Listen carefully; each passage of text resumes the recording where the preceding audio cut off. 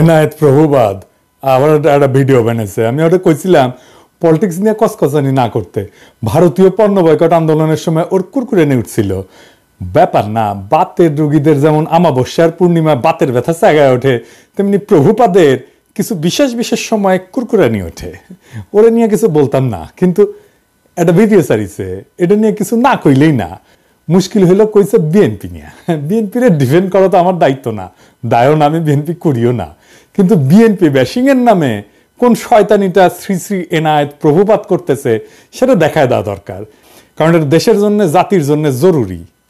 আমি ওরে প্রভুপাত বলি কারণ ও হইতেছে বিজেপির বুয়েট শাখার সভাপতি। বাংলাদেশে বিজেপির পলিসি পার্সু করে, ঠিক যেভাবে ভারতীয় পণ্য বয়কটের সময় আমাদের পিছে লাগিয়েছিল, এখন বিএনপির পিছে লাগিয়েছে। তো এটা এখন বিএনপির পিছে লাগা হচ্ছে এখন বিজেপির পলিসি। মানে বিজেপি এখন জানে যে আওয়ামী লীগ তো আসবে না, কিন্তু বিএনপি যেন না আসে ক্ষমতায়, এটাই হইতেছে বিজেপির পলিসি।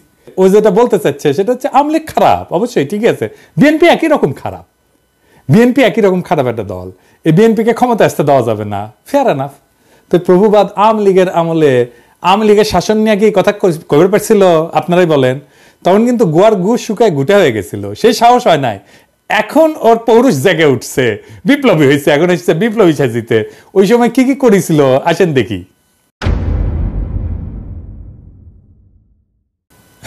পদ্মা সেতু নিয়ে বই লিখেছিল, হ্যাঁ, পদ্মা সেতুর কত কিছু আবার ভিডিও করছিল পদ্মা সেতু নিয়ে। নির্বাচনের আগে হাসিনার যেগুলো মেগা প্রজেক্ট, গুলো মেগা দুর্নীতির প্রজেক্ট, সেগুলো নিয়ে ও ভিডিও বানিয়েছিল। পদ্মা সেতু নিয়ে, মাতারবাড়ি নিয়ে, রামপাল নিয়ে, পায়রা নিয়ে, রূপপুর নিয়ে। রূপপুরে কি পরিমাণে টাকা মারিছে এখন সব খবর বাড়াচ্ছে, কিন্তু ওর কাছে আসে নাই গেলে সেই খবর, ওইটা প্রমোট করে গেছে।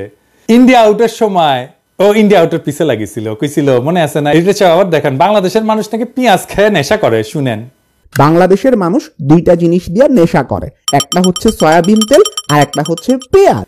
আবার দেখেন নসরুল হামিদের ওটি যে ভিডিও বানায় প্রশংসা করে, হ্যাঁ। আবার ইসরায়েলি পণ্য বয়কটের সময় স্টারবাক্সের মগ নিয়ে ওই উপহাস, দুইটা মগ, দুই হাতের দুইটা মগ নিয়ে উপহাস করছিল বয়কটকারীদের।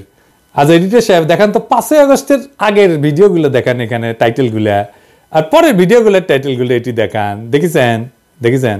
হ্যাঁ, বিপ্লবী পৌরুষ জায়গায় উঠেছে, বিপ্লবী হয়ে উঠেছে। আগে ছিল ধ্বজভঙ্গ, তারপরে 5ই আগস্টের পরে ওর পৌরুষ জায়গায় উঠেছে। তা আসেন ভিডিওর শুরুতে কি কইছে সেটা দেখি। 5ই আগস্ট বিকাল থেকে বিএনপির বিভিন্ন লেভেল থেকে এই দাবি আসতে থাকে যে আগামী 3 মাসের মধ্যে আপনাকে নির্বাচন দিতে হবে। তো ও বিএনপির দোষ দিতেছে। বিএনপি কেন বাংলাদেশের বর্তমান অন্তর্বর্তীকালীন সরকারের কাছে নির্বাচন চাইছে? তো একটা গণতান্ত্রিক দল তো নিজের দেশের সরকারের কাছে সুষ্ঠু নির্বাচন চাইবে না? বিএনপি তো হাসিনার কাছেও চাইছে নির্বাচন নাকি? তো এনাদের ওই যে বাবার দেশ ভারতের কাছে যে ওর নেতা সজীব ওয়াজেদ জয় 90 দিনের মধ্যে বাংলাদেশে নির্বাচন করায় দেওয়ার দাবি করলো, সেটা এনাদের ভাল লাগছে না? হ্যাঁ, দেখেছেন? আসেন একে একে অন্য অভিযোগগুলো দেখি। ওই করছে যে মার্কিন দূতাবাসের সূত্র নাকি দাবি করেছে যে তারেক রহমান বিভিন্ন কনস্ট্রাকশন কোম্পানি আর প্রতিষ্ঠানের কাছে চাঁদা চাইছিল। শুনেন, মার্কিন দূতাবাসেরই আরেকটা সূত্র বলতেছে তারেক রহমান কোটি কোটি ডলারের অবৈধ সম্পদ সংগ্রহ করছেন। ঢাকায় আগে একজন মার্কিন রাষ্ট্রদূত ছিলেন যার নাম জেমস এফ মরিয়ার্টি। উনি বলতেছেন তারেক রহমান শুধুমাত্র যে মোনেম কনস্ট্রাকশনের মতন একটা লোকাল কোম্পানির কাছ থেকে ঘুষ খাইছেন এমন না, ওই কি মোনেম কনস্ট্রাকশন তারেক রহমানকে 4.5 লক্ষ মার্কিন ডলার ঘুষ দিছিল। আসল কাহিনী হচ্ছে মার্কিন দূতাবাস এরকম কোনো দাবি করে নাই। মার্কিন দূতাবাস তাদের কেবল মানে যে সমস্ত কমিউনিকেশন পাঠায় আর কি, তার দেশে কোথায় কি আপডেট হচ্ছে এইগুলা লিখে পাঠায় এবং বিভিন্ন বিষয়ে ওয়াশিংটনের মতামত চায়। এরকম একটা কেবল যেটা পাঠানো হয়েছে 2008 সালের নভেম্বরে, সেখানে তারা লিখছিল যে বাংলাদেশের দুর্নীতি দমন কমিশন তারেক রহমানের বিরুদ্ধে বিভিন্ন অভিযোগ আনছে, যার মধ্যে আছে অমুক কনস্ট্রাকশন ফার্ম থেকে চাঁদা দাবি, তমুক প্রতিষ্ঠান থেকে চাঁদা দাবির অভিযোগ। এটা রিপোর্টিং, এইটা মার্কিন দূতাবাসের কোনো অভিযোগ না। একটা দাবিও কিন্তু মার্কিন দূতাবাস বা তাদের কোনো সূত্র করতেছে না। এই অভিযোগ আনছে মইনুল আহমেদের সরকারের দুর্নীতি দমন কমিশন। যারা তখন -2 ফর্মুলা বাস্তবায়নে ব্যস্ত, আর আমেরিকা দূতাবাস সেই মামলাগুলোর বর্ণনা করতেছে, আর কিছু না।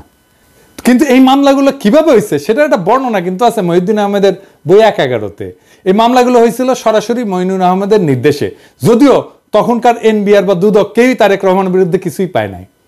বইয়ের ২৭৪ পৃষ্ঠাতে মহিউদ্দিন আহমেদ যখন তৎকালীন এনবিআর এর শীর্ষ কর্মকর্তাকে তারেক রহমানের মামলাগুলোর ব্যাপারে জিজ্ঞেস করছে, উনি উত্তর দিচ্ছেন, কি বলতেছেন, তাদের বিরুদ্ধে তো কোনো মেজর কেস পাওয়া যায়নি, যেমন তারেকের তো কোনো কিছু প্রমাণিত হয় নাই, তার তো কিছু পাই নাই বলতে গেলে, দেখেছেন।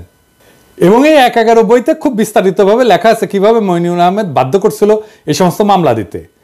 এবং আমরা সবাই জানি যে কিভাবে তখন ব্যবসায়ীদের তুলে নিয়ে বিভিন্ন রাজনীতিবিদদের বিরুদ্ধে মামলা করতে বাধ্য করা হইতো।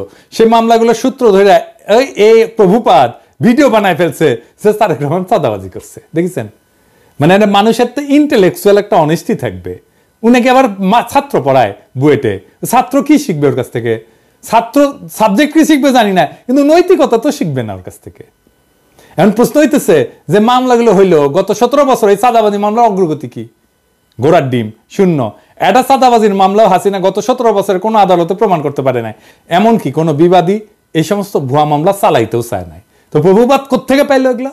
দেখেছেন কিরকম জাউরা, কিরকম জাউরা।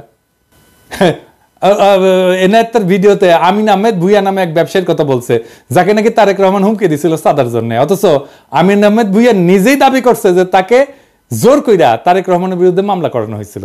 তো এডিটর সাহেব আগে দেখান প্রভুপাত কি কইছে। এই তারেক রহমান আল আমিন কনস্ট্রাকশনের মালিক আমিন আহমেদকে হুমকি দিছেন, তুমি যদি আমাকে $1.5 লাখ না দাও তাহলে তোমার কোম্পানি আমি বন্ধ করে দিব। তারপরে দেখান আমিন আহমেদ ভুইয়া কি কইছে। কারণ একটা স্থগিত বিষয় মামলাটি দেখুন বর্তমানে রাষ্ট্র বনাম তারেক রহমান সাহেব। আমি নিজে যদি উদ্যোগ হয়ে মামলা করতাম তাহলে তো মামলা চালুই থাকতো।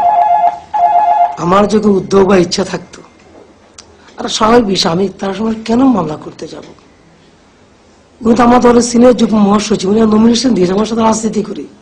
মানে প্রভুপাদ ভিডিওতে যার নাম উল্লেখ করে দাবি করছে যে তার কাছে তারেক রহমান চাঁদা চাইছে, সে নিজেই বলতেছে যে তার কাছে তারেক রহমান টাকা চায় নাই, তাকে মামলা করতে বাধ্য করছে মঈনুল আহমেদের সরকার।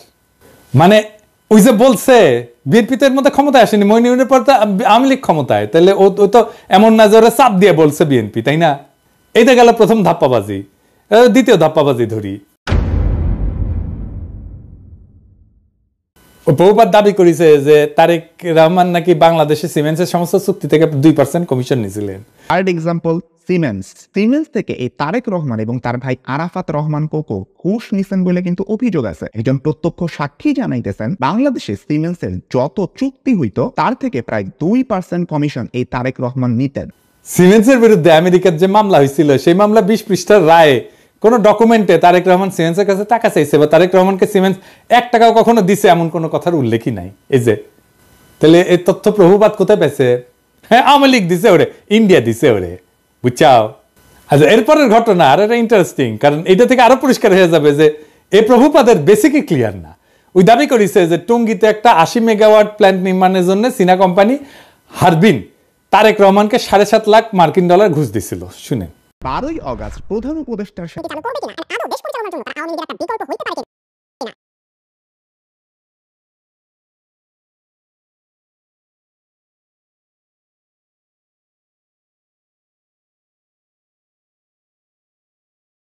আসল কথা হচ্ছে হারবিন একটা টেন্ডার প্রক্রিয়াতে সর্বনিম্ন বিডার হিসেবে 2002 সালে মনোনীত হয়েছিল। এই দরপত্র নিয়ে কোনো মামলা হয়নি কখনোই। তাই হারবিনকে কাজ দিতে তারেক রহমান ঘুষ নিয়েছিল দাবি ভুয়া, কারণ যার টেন্ডার সর্বনিম্ন হয় সে তো এমনি কাজ পাবে। মামলাটা আসলে কি ছিল? মামলাটা ছিল হারবিন এবং তাদের বাংলাদেশের পার্টনার নির্মাণ কনস্ট্রাকশনের টঙ্গীর বেসিক শিল্পনগরীতে যে পাওয়ার প্ল্যান্ট বানানোর কাজ পায় সেটার ওয়ার্ক অর্ডার নিয়ে। খাদিজা বেগম গিয়াসউদ্দিন আল মামুনকে দিয়ে পাওয়ার প্ল্যান্টের ওয়ার্ক অর্ডারটা তাড়াতাড়ি বের করে আনে। তো এটা কনসালটেন্সি ফি হিসাবে কিছু টাকা দিছিল বলে খাদিজা বেগম নিজে দাবি করছে আদালতে। খাদিজা বেগম পুরা মামলা কোথাও বলেন নাই যে এই টাকা তারেক রহমান খাদিজা বেগমের কাছে চাইছে বা দিতে বাধ্য করছে। তাই 2013 সালে এই মামলায় তারেক রহমানের নাম ছিল, কিন্তু তারেক রহমানকে খালাস দেয় আদালত। মানে হাসিনার আমলে তারেক রহমান আদালত থেকে খালাস পায়, হাসিনার আমলে। কিন্তু যে বিচারক খালাস দেয় সে আবার খালাসের রায় দিয়ে দেশে থাকতে পারে নাই, তারা এসকে সিনহার মতো দেশ ছাড়া করে বাধ্য করা। উনি মানে ফিনল্যান্ডে আছেন।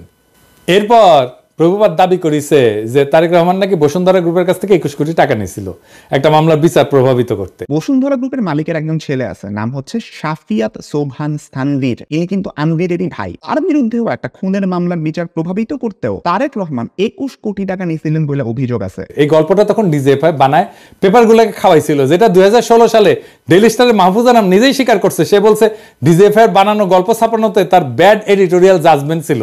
ভুয়া গল্পটা হাসিনার ইন্ডিয়ার দালাল এনায়েত আজকে ওই জেনজিদের খাওয়াইতে আসছে, কোন ধরনের রিসার্চ না কইরাই। কিরকম জাউরা দেখেন। আকবর সোবহান সাহেবের ছেলেকে বাঁচানোর জন্য তারেক জিয়া এত কোটি টাকা দিচ্ছে, একদম ফিগারটা সব উল্লেখ ছিল, 50 কোটি টাকা দিচ্ছে। এটা খুব সুন্দর। তুমি প্রথমে তোমাকে বলতে হবে ডেইলি স্টারে ছাপা হয় না, শুধু প্রত্যেকটা কাগজে লিড করেছেন। না প্রত্যেকটা, আই ডোন্ট রিমেম্বার দ্যাট, না আমার মনে আছে না, এই প্রত্যেকটা কাগজে ওটা ছেপেছে।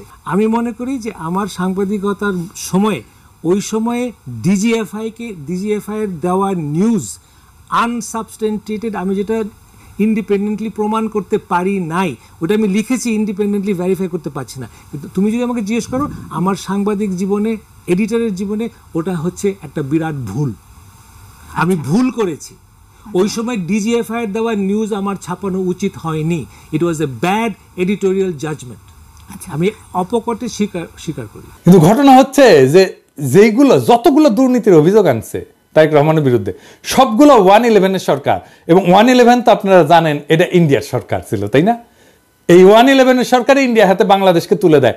এই যে ওই সময় 111 ডিজিএফআই মানে যারা আসলে ইন্ডিয়ার বানানো জিনিস, বানানো তরকারি খাওয়াইছিল, সেই জিনিসটা খাওয়াইতেছে প্রভুপাদ আইসকা জেনজিদের। এবার আসেন খাম্বানিয়া মিথ্যাচারের আলাপটা করি। ওই 111 সরকারের সময় খাম্বা দুর্নীতি সহ বিদ্যুৎ খাতের দুর্নীতি তদন্তে ওরিব ইউনিভার্সিটি বুয়েটের সাবেক ভিসি আব্দুল মতিন পাটোয়ারির নেতৃত্বে একটা তদন্ত কমিটি তৈরি করা হয়েছিল। সেই রিপোর্টটা পর্যন্ত এখনো প্রকাশ হয়নি। খোঁজ নিয়ে জানা যায় যে এই সময় 100 কোটি টাকা মূল্যের খুঁটি সংগ্রহ করছে এরকম 4টা প্রতিষ্ঠান ছিল। এর মধ্যে 3টাই ছিল আওয়ামী লীগ সমর্থিত ঠিকাদারি প্রতিষ্ঠান। এই 5 বছরে আরইবির মোট খুঁটির বেশিরভাগ সরবরাহ করে আওয়ামী লীগ সরকারের সমর্থক ব্যবসায়ী কাজী শাহাদ আহমেদের মালিকানাধীন জেনকম গ্রুপের 5টা প্রতিষ্ঠান। এই গ্রুপ একাই 511 কোটি 30 লাখ টাকার কাজ পায়। এছাড়া আওয়ামী লীগ সরকারের সময় আরইবির খুঁটির পুরাটাই যোগান দেয় এই প্রতিষ্ঠান। 2002 থেকে 2003 সাল বিএনপি সমর্থিত ঠিকাদারদের ছোট ছোট আরো কয়েকটা প্রতিষ্ঠান কাজ পেলেও 100 কোটি টাকার মতো কাজ করছে গিয়াসউদ্দিন আল মামুনের মালিকানাধীন খাম্বা গ্রুপের 2টা প্রতিষ্ঠান। তবে জোট সরকারের 5 বছরের প্রথম 1 বছর এই প্রতিষ্ঠান কিন্তু কোনো কাজ পায়নি। জোট সরকারের 5 বছরে আরইবির লাইন অধিগ্রহণের আওতায় মোট 879 কোটি 31 লাখ 22 হাজার টাকার কংক্রিট খুঁটি কেনা হয়। এর মধ্যে জেমকন গ্রুপের 5টা প্রতিষ্ঠান খুঁটি সরবরাহ করে 511 কোটি 30 লাখ টাকার, কনফিডেন্স গ্রুপ সরবরাহ করে 119 কোটি 79 লাখ টাকার খুঁটি, খাম্বা গ্রুপের 2টা প্রতিষ্ঠান সরবরাহ করে 102 কোটি 10 লাখ টাকার খুঁটি। এবার এই যে সে পাশে লেখেন তো, কন্টেক্ট গ্রুপ সরবরাহ করে 85 কোটি 4 লাখ টাকার। এছাড়া টেস্কো পাওয়ার লিমিটেড 24 কোটি, রয়্যাল গ্রিন 13 কোটি, লুমেক রুম্বার 20 কোটি এবং অন্য একটা প্রতিষ্ঠান নাম ভুলে গেছি 25 লাখ টাকার একটা খুঁটি সরবরাহ করে। 2003-04 সালে আরইবির মোট খাম্বা কেনে 214 কোটি টাকার। এর মধ্যে জেমকন 104 কোটি, মানে অর্ধেকেরই। খাম্বা 41 কোটি, কনফিডেন্স 31 কোটি, কন্টেক্ট 26 কোটি, টেস্কো পাওয়ার 20 কোটি, রয়্যাল গ্রিন 5 কোটি টাকার কাজ পায়। 2004-05 সালে আরইবির মোট খুঁটি কেনে 194 কোটি টাকা। এর মধ্যে জেমকন 87 কোটি টাকা, খাম্বা মাত্র 29 কোটি, কনফিডেন্স 27 কোটি, কন্টেক্ট 21 কোটি, রয়্যাল গ্রিন 5 কোটি টাকা, অন্য একটা কোম্পানি 2 কোটি টাকার কাজ পায়। 2005-06 সালে 127 কোটি টাকা কাজের মধ্যে জেমকন 68 কোটি, খাম্বা 25 কোটি, কনফিডেন্স 25 কোটি, কন্টেক্ট 11 কোটি, রয়্যাল গ্রিন 2 কোটি টাকার কাজ পায়। তাহলে দেখা যাচ্ছে খাম্বার সাথে দুর্নীতিতে ওতপ্রোতভাবে জড়িত ছিল আওয়ামীপন্থী ব্যবসায়ী কাজী শাহাদের জেমকন গ্রুপ, তাই না? হিসাবটা কি বলে? হিসাব তো পাক্কা হিসাব, আপনি নিয়ে আসতে পারেন, এখনো নিয়ে আসতে পারেন, এইসব তো সরকারের কাছেই আছে। তো খাম্বা কি প্রভুপাত পাশায় ঢুকাইছে? হ্যাঁ, খাম্বা বেচলো আওয়ামী লীগ আর প্রভুপাতের পশ্চাতে ঢুকলো বিএনপির খাম্বা। হ্যাঁ, এবার আসেন জিয়া অরফানেজ ট্রাস্ট নিয়ে কথা কই। 6 number example, Zia orphanage trust fund আছে যেখানে এতিমদের জন্য টাকা আসে। ওই ফান্ডের অ্যাকাউন্ট থেকেও 2 কোটি টাকা হাতায় আনেন এই তারেক রহমান। উনি তার নিজ শহর বগুড়াতে একটা জমি কেনার জন্য এই ট্রাস্টের তহবিলের টাকা ইউজ করে। ওই দাবি করেছে যে জিয়া অরফানেজ ট্রাস্ট ফান্ডের অ্যাকাউন্ট থেকে 2 কোটি টাকা হাতায় নিয়ে তারেক রহমান বগুড়া একটা জমি কিনছিল। সত্য ঘটনা হচ্ছে তারেক রহমান কোনো টাকা হাতায় নিয়ে জমি কেনে নাই। এই জমি কেনা হয়েছিল জিয়া অরফানেজ ট্রাস্টের নামে। দেখেন, যেটাই মামলার রায় বলা আছে, তারেক রহমান অরফানেজ ট্রাস্টের টাকায় নিজের নামে কোনো জমি কেনে নাই। এটা হাসিনার আদালতও বলে নাই, কোনোদিন দাবিও করে নাই, কিন্তু হাসিনা আর ইন্ডিয়ার দালাল এনায়েত প্রভুপাদ দাবি করিচ্ছে। এবার আসেন রাজনৈতিক ষড়যন্ত্র নিয়ে আলাপ করি। দ্বিতীয় এক্সাম্পল, 10 ট্রাক অস্ত্র। বাংলাদেশের ইতিহাসে সর্ববৃহৎ অস্ত্র আর গোলা বারুদের চালান আটক করা হয় 2004 সালের 1 এপ্রিল রাতে। তো প্রভুপাদ হঠাৎ কইরা দুর্নীতি বিশেষজ্ঞ থেকে রাজনৈতিক ষড়যন্ত্র বিশেষজ্ঞ হয়ে গেল। ব্যাখ্যা করতে আসছে 10 ট্রাক অস্ত্র মামলা নিয়ে। তো 10 ট্রাক অস্ত্র মামলার ব্যাপারে আমাদের প্রভুপাদের দেখা যাচ্ছে যে আমাদের দেশের মানুষের উপরে ভরসা কম, তাই সব সূত্র হচ্ছে ভারতীয় গোয়েন্দারা, যারা 10 টাকা অস্ত্রের দোষ চাপায় বাংলাদেশকে বিপদে ফেলতে বদ্ধপরিকর ছিল। এখানে যদি বিএনপির কোনো ভুল থাকে তাহলে কি বর্তমান অন্তর্বর্তীকালীন সরকারের প্রধান উপদেষ্টা ডক্টর ইউনূসকে একইভাবে দোষারোপ করা যাবে না? উনিও তো ভারতের টিভি মিডিয়া এনডিটিভির সাথে সাক্ষাৎকারে বলছেন বাংলাদেশকে ভারত অস্থিতিশীল করতে চাইলে ভারতের 7 সিস্টার অক্ষত থাকবে না, বলছে না? তাইলে ভারতকে চাপে রাখার ব্যাপারে পররাষ্ট্রনীতি কি বিএনপির ভুল ছিল? এই নীতির কারণে বিএনপির ভোট পেতে বাধা থাকবে কেন? আবার নিজেই বলছে যে বিএনপি ক্ষমতা আঁকড়ে ধরে রাখতে চায়নি। সেটা কি প্রমাণ করে না যে বিএনপি গণতন্ত্র চাইছে বারবার? আমরা এই প্রসঙ্গে পরে আসবো। এরপর সে ব্যাখ্যা করতে গেল 21 আগস্টে গ্রেনেড হামলা। এও দাবি করেছে যে মুফতি হান্নান নাকি 2004 সালের 14 আগস্ট হাওয়া ভবনে বসে পরিকল্পনা করছে। আমরা 21 আগস্ট বোমা হামলা। ডেইলি স্টারের 2009 সালের একটা রিপোর্টের মতে 2004 সালের 14 আগস্ট রাতে হাওয়া ভবনে বসে স্বরাষ্ট্র প্রতিমন্ত্রী বাবর, উপমন্ত্রী পিন্টু সহ জঙ্গি সংগঠন হুজির নেতারা বৈঠক করে শেখ হাসিনাকে গ্রেনেড হামলার মাধ্যমে মেরে ফেলার পরিকল্পনা করে। তো এইবার একটু মুফতি হান্নানের জবানবন্দিটা দেখি তো। মুফতি হান্নান 21 আগস্টের গ্রেনেড হামলার ব্যাপারে 2টা জবানবন্দি দিয়েছে। প্রথমটা 2007 সালে, যেটার ভিত্তিতে মামলা বিচার শুরু হয়ে গেছিল, কিন্তু সেই জবানবন্দিতে তারেক রহমানের হাওয়া ভবনের নাম নিশানাও ছিল না। এই জন্য শেখ হাসিনা 2009 সালে মুফতি হান্নানকে রিমান্ডে নিয়ে নির্যাতন করিয়া তারেক রহমানের হাওয়া ভবনের নাম বের করার দায়িত্ব দেয় তার বিশ্বস্ত দালাল আব্দুল কাহার আকন্দকে। এরপরে 120 দিন রিমান্ডে নির্যাতনের পর মুফতি হান্নানকে দিয়া জোর কইরা 2011 সালে বলানো হয় যে এই হামলার আগে সে হাওয়া ভবনে তারেক রহমানের সাথে দেখা করছিল। এই জন্য 2024 সালের নির্বাচনে আব্দুল কাহার আকন্দকে হাসিনা নৌকা মার্কা প্রার্থী করে। এই দেখেন, এই নির্বাচনে আওয়ামী লীগ থেকে আমাকে নৌকা মার্কা প্রদান করা হয়েছে। আমাদের জাতির জনক বঙ্গবন্ধু শেখ মুজিবুর রহমান ও তার পরিবারের সকল সদস্য, একমাত্র মাননীয় প্রধানমন্ত্রী শেখ হাসিনা এবং তার বোন শেখ রেহানা বাদে সবাইকে হত্যা করা হয়েছে। এমনকি 10 বছরের শিশু রাসেলকেও হত্যা করা হয়েছে। আপনারা জানেন 21 বছর সংগ্রাম করে এই মাননীয় প্রধানমন্ত্রী 1996 সালে আবার ক্ষমতায় আসেন। ক্ষমতায় আসার পর বঙ্গবন্ধু হত্যা মামলা রুজু হয়। এতদিন এই হত্যা মামলা রুজু করতে দেওয়া হয়নি এবং সেই মামলার তদন্তভার আমাকে দেওয়া হয়। সেই মামলাটিও আমি পরবর্তী তদন্ত করি এবং সঠিক পথে নিয়ে আসি।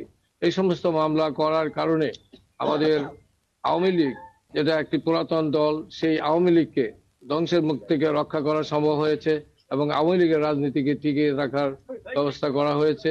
আমাদের মাননীয় প্রধানমন্ত্রী আমাকে নৌকা মার্কা দিয়েছেন। এইদিকে মুফতি হান্নান এই জবানবন্দি দেওয়ার সাথে সাথে প্রত্যাহারেরও কিন্তু আবেদন করে। এই জবানবন্দি ছিল পুরাই বানোয়াট। আপনি বলবেন যে আপনি বললেই বানোয়াট হয়ে যাবে। আছে না, একটা জিনিস দেখি, মজার জিনিস। এটা বানোয়াট কেন? মুফতি হান্নান কবে কত তারিখে হাওয়া ভবনে তারেক রহমানের সাথে দেখা করতে গেছিল সেটা মনে করতে পারে নাই, তাই তার সাক্ষ্যে লেখা ছিল তারিখ এবং সময় মনে পড়ছে না। অথচ হাওয়া ভবনে তার বৈঠক ছাড়া বাকি সমস্ত ঘটনার তারিখ সহ বিস্তারিত বর্ণনা করছে মুফতি হান্নান। শুধু হাওয়া ভবনের মিটিংটার তারিখ তার মনে নাই। এখন আসেন একটা আদালত কিভাবে কাজ করে বোঝায়। কারণ হাসিনার আর মোদির ঘেটুপুত্র এনায়েত প্রভুপাদ আবার এগুলো বুঝবে না। আদালতে একটা মামলা যাওয়ার আগে পুলিশ তদন্ত করে সম্ভাব্য দায়ী ব্যক্তিদের নামে চার্জশিট দেয়। এরপর আদালত এই চার্জশিট গ্রহণ করে বিচার শুরু করে। বিচারে বাদী এবং বিবাদী পক্ষ তাদের পক্ষে সাক্ষী হাজির করে।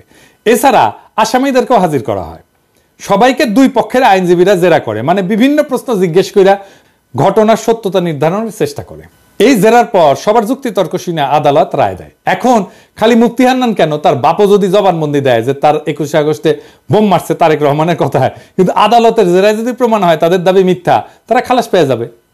আর যদি তাদের জেরা করার কোনো সুযোগই দেওয়া না হয়, সেটা হচ্ছে একটা ক্যাঙ্গারু কোর্ট, যেখানে কোনো সুষ্ঠু বিচার হয় না। তাহলে যেখানে 21শে আগস্টের এই পুরা মামলায় মুফতি হান্নানের জবানবন্দির উপর তৈরি, সেই মুফতি হান্নানকে এই মামলায় জেরারই সুযোগ দেওয়া হয় নাই, বুঝছেন? জেরা করার ঠিক আগে মুফতি হান্নানকে ফাঁসিতে ঝুলায় খুন করে শেখ হাসিনা, যেন এই ঘটনার পিছনের সত্য সামনে না আসে। বুঝছেন তো কি রকম ক্যাঙ্গারু কোর্ট, কি আদালত, কি রায়, কি বিচার হয়েছে? মুফতি হান্নানের জবানবন্দি ছাড়া এই মামলার বিচারিক প্রক্রিয়াতে কেউ দাবি করে নাই যে হাওয়া ভবনে কোনো মিটিং হয়েছিল, যেখানে এই হামলার সিদ্ধান্ত নেওয়া হয়েছিল। আর মুফতি হান্নানকে অকথ্য নির্যাতন করে একটা জবানবন্দি আদায় করলে সে জবানবন্দির কোথাও এই মিটিং এর তারিখের উল্লেখ নাই, আগে বলছি। কিন্তু হাসিনার দালাল, ইন্ডিয়ার দালাল এনায়েত প্রভুপাত জেনে গেছে যে মিটিং ঠিক 14 আগস্ট হয়েছিল। শুনেন, ডেইলি স্টারের 2009 সালের একটা রিপোর্টের মতে 2004 সালের 14 আগস্ট রাতে হাওয়া ভবনে বসে স্বরাষ্ট্র প্রতিমন্ত্রী বাবর, উপমন্ত্রী পিন্টু সহ জঙ্গি সংগঠন হুজির নেতারা বৈঠক করে শেখ হাসিনাকে গ্রেনেড হামলার মাধ্যমে মেরে ফেলার পরিকল্পনা করে। কই পাইছে? প্রমাণ দেখাইতে পারবো? ওকে বলবেন প্রমাণ দেখাইতে। মানে যে হামলা করছে সে মনে করতে পারতেছে না কবে হয়েছে মিটিং, আর এনায়েত প্রভুপাত যাই না বসে আছে। বাবা, কঠিন তালেবর। দেখেছেন, অপরাধী সব জায়গায় তার অপরাধের চিহ্ন রেখা যায়। মিটিং এর তারিখটা এখানে কেন গুরুত্বপূর্ণ এটা বোঝা দরকার। মিটিং এ যারা উপস্থিত ছিল তারা সবাই রাষ্ট্রের গুরুত্বপূর্ণ ব্যক্তি, 2 জন এমপি, গোয়েন্দা বাহিনী প্রধান, তারেক রহমান নিজে। তো এত গুরুত্বপূর্ণ মানুষ যাদের প্রত্যেকের সাথে তো অনেক লোক থাকে, তাই না? তাদের এপিএস থাকে, বডিগার্ড থাকে, ড্রাইভার থাকে, আরো অনেক স্টাফ থাকে তাদের সাথে। কিন্তু কেউ কিন্তু একা না, আমাদের মতো না, সাধারণ মানুষ না। তাদের প্রত্যেকটা মিটিং এর শিডিউল থাকে, যেগুলো তার পিএসরা ম্যানেজ করে, এবং অনেকের সাথে মিডিয়ার লোকজনও থাকে তো সার্বক্ষণিক, তাই না? এখানে তো দেখবে কোথায় যাচ্ছে, কি করতেছে, সব জায়গায় মিডিয়ার লোকজন থাকবে। তাই রাষ্ট্রীয় দায়িত্বপ্রাপ্ত কোনো গুরুত্বপূর্ণ ব্যক্তি কোনো নির্দিষ্ট তারিখে মুফতি হান্নানের যদি উল্লেখ করতো, তাহলে বের করে ফেলা যেত যে গুরুত্বপূর্ণ ব্যক্তিরা সেদিন হাওয়া ভবনে ছিলেন না, এই পুরো মামলায় ডিসমিস হয়ে যেত। তাই সরকারি এই বানোয়াট জবানবন্দিতে জোর করে মুফতি হান্নানকে দিয়ে দেখায় যেখানে যখনই তারিখের কথা আসছে তখন মুফতি হান্নানকে বলতে হয়েছে যে তারিখ আর সময় মনে নাই। এই এমপি, এতগুলো এমপি, 2 জন এমপি, স্বরাষ্ট্রমন্ত্রী, তারপরে তারেক রহমান, এতগুলো লোকের একটা দিন হাওয়া ভবনে গেছে, ওইটা বাইর করা যাবেই যাবে যদি এটা ঘটে থাকে সত্যি সত্যি। কিন্তু এত বুদ্ধি ওর মাথার থাকলে তো ওর তার ইন্ডিয়ার দালালি করতে হয় না, হাসিনারও দালালি করতে হয় না। এরপরে প্রভুপাত দাবি করছে যে বিএনপি নেতারা নাকি বাংলা ভাইয়ের জেএমবিকে পৃষ্ঠপোষকতা করছে। বিএনপি জামায়াত জোট সরকার জঙ্গি গোষ্ঠীকে তোষণ করত, তাদেরকে পালতো, এন্ড পরে নিজেদের কাজেও ব্যবহার করছে। তার সোর্সকে জানেন? নূর মোহাম্মদ কিশোরগঞ্জ থেকে নৌকা মার্কা নিয়ে ভোট ডাকাতি করে যে তা আওয়ামী লীগের সাবেক সংসদ সদস্য। এই লোক নিজেই ছিল বাংলা ভাইদের দোসর। আলী রিয়াজের যে Islamic militancy Bangladesh complex web, এই বইয়ের 52 পৃষ্ঠায় উল্লেখ আছে নূর মোহাম্মদ 2004 সালে রাজশাহী রেঞ্জের ডিআইজি হিসেবে গণমাধ্যমকে বলছিল যে বাংলা ভাই এবং তার বাহিনী বামপন্থী সরবরাহদের ধরতে সাহায্য করছে, এবং তিনি নিজেই স্থানীয় পুলিশ বাহিনীকে নির্দেশ দিয়েছেন তাদের সহায়তা করতে। তাহলে দেখেন বাংলা ভাই আসলে কারা সাহায্য করছে। তো এইসব কইরা বিএনপিকে বিপদে ফেলে আওয়ামী লীগের নমিনেশন যেটা ভোট ডাকাতকে সূত্র ধরে এনায়েত প্রভুপাত বলতেছে যে বিএনপির নেতারা নাকি জঙ্গিদের পৃষ্ঠপোষকতা দিচ্ছে। তবে এটা সত্য যে জেএমবির এই ঘটনা বিএনপির ক্ষমতা হারানোর কারণ। কিভাবে এটা একটু দেখি। একটা রাষ্ট্রে বল প্রয়োগের একচেটিয়া কর্তৃত্ব থাকে আর কারণ না, রাষ্ট্রের কাছে। এই কর্তৃত্ব আর কারো কাছে চলে গেলে বল প্রয়োগের দ্বিতীয়, তৃতীয়, চতুর্থ যদি জিনিস তৈরি হয়ে যায় তাহলে রাষ্ট্র ক্ষমতাহীন হয়ে যায়। হাসিনার পুলিশ আমাদের মারবে, এটাই নিয়ম। যতদিন আমাদের একচেটিয়াভাবে মারতে পারবে ততদিনই হাসিনার ক্ষমতা। আমরা যখন ঠোলা মেয়েটা ঝুলে রাখতে পারলাম না তখনই হাসিনা পলাইল, বুঝছেন? তা খালেদা জিয়া সরকার ক্ষমতায় যেখানে বাংলা ভাই প্যারালাল একটা বল প্রয়োগ করে, তাহলে খালেদা জিয়ার ক্ষমতা কোথায় থাকে? থাকে না তো। রাষ্ট্রের 2টা ক্ষমতা থাকে না, এক বনে 2 বাঘ থাকে না, এক বনে একটাই বাঘ থাকে। আমরা বাঘ হয়ে উঠতে পারছিলাম জন্যই হাসিনা পলাইছে, বুঝছাও? বাংলা ভাই ওইখানে তাণ্ডব করতেছে, আর বিএনপির মন্ত্রীরা বলতেছে বাংলা ভাই মিডিয়ার সৃষ্টি। এটা তো বিএনপির দোষ। যদিও 2005 সালে 17 আগস্ট জেএমবি আত্মপ্রকাশ করে, তারপরে 1 বছরের মাথায় জঙ্গি সংগঠনের সমস্ত নেতাকে গ্রেপ্তার করে পুরো সংগঠনটা ভেঙে দেওয়া হয়। এটা নিয়ে টাইম ম্যাগাজিন একটা প্রচ্ছদ প্রতিবেদনও করে, কিন্তু ড্যামেজ যা হওয়ার তা হয়ে গেছে ততদিনে। গ্রেনেড হামলা নিয়ে কথাটা বলি, যে গ্রেনেড হামলা নিয়ে বিএনপির লোকেরা নানা কথা বলে হাসিনায় তদন্ত করতে দেয় না, কিন্তু এটাও সত্য। জজমিয়া নাটক কিন্তু বিএনপির আমলে হয়েছিল। গ্রেনেড হামলা একটা বিশ্বাসযোগ্য তদন্ত করতে না পারার দায় বিএনপির, এটা আমি আগেও বলছি, এখনো বলতেছি। আরো আরো বিএনপির আরো সমস্যা আছে। র্যাব বানানো হয়েছে, এটা বিএনপির একটা মারাত্মক ভুল। বিএনপি আমলে র্যাব বিচার বহির্ভূত হত্যাকাণ্ড শুরু করে, এইটা মানবাধিকার লঙ্ঘন, এর দায় বিএনপি। এবং এখনো পর্যন্ত বিএনপি যে এটা ভুল কাজ ছিল সেটা স্বীকার করে না।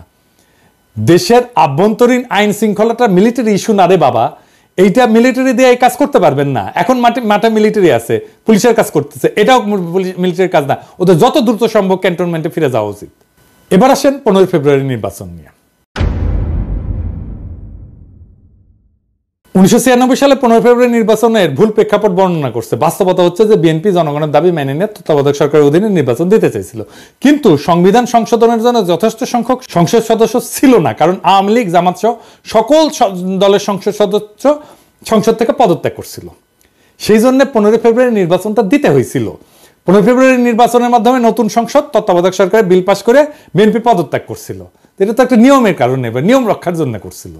বিএনপির সেন্সেবল আচরণের কারণেই 1996 সালে 116 জন আসন নিয়ে বিরোধী দলের আসনে বসতে পারছিল। সরকার যদি এতই খারাপ চালে তো এত আসন পাইতো না, তো যেটা আওয়ামী লীগের সাথে 2001 সালে ঘটছিল। কিন্তু এখন প্রভুপাতকে বলতে হবে, বিএনপি আমলকে আয়না ঘটছিল? কোন আন্দোলনে 2 সপ্তাহে 1000 মানুষ মারা গেছে, হেলিকপ্টার থেকে গুলি করা হয়েছে, স্নাইপার দিয়ে গুলি করা হয়েছে, সরাসরি বুকে গুলি করা হয়েছে, মাথায় গুলি করা হয়েছে স্নাইপার দিয়ে। বাংলাদেশকে ভারতের উপনিবেশ বানানো হয়েছে বিএনপির আমলে।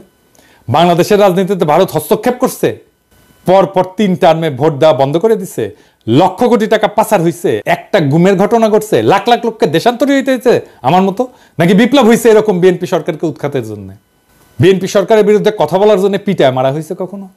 আওয়ামী লীগ ফ্যাসিবাদ কায়েম করছে, বিএনপি কখনো ফ্যাসিবাদ কায়েম করছে? বিএনপি 57 জন সেনা অফিসারকে মারছে বিদ্রোহের নামে? বিএনপি রাতের আধারে আলেমদের মাইরা লাশ গুম করছে? বিএনপি আমলে দুর্ভিক্ষ হয়েছে? এরপরে বলে বিএনপি আওয়ামী লীগ এক। স্বাধীনতার পর আওয়ামী লীগ 25 বছর শাসন করছে, বিএনপি করছে 15 বছরের মতো। আওয়ামী লীগ মাত্র একবার শান্তিপূর্ণভাবে ক্ষমতা হস্তান্তর করছে, 2 বার তাকে নির্বাচন দিয়ে হটানো যায় না, রক্তাক্ত বিপ্লব করে হটাইতে হয়েছে। হ্যাঁ, সালের আমি জাউরার সিল দেই নাই না? হ্যাঁ, দেন এডিটরশিপ দেন, জাউরার সিল দিয়ে দেন, 2 বার দেন, 3 বার দেন। 111-এর একটা পলিসি ছিল -2, মানে হাসিনা খালেদা দুইটাই বাদ, কিন্তু আসলে ওইটা -1, মানে Hasina in Khaleda out. BNP জামাতকে ক্ষমতায় আসতে দেওয়া যাবে না, এটা ইন্ডিয়ান লাইন, এটা বিজেপি কংগ্রেস সবার লাইন।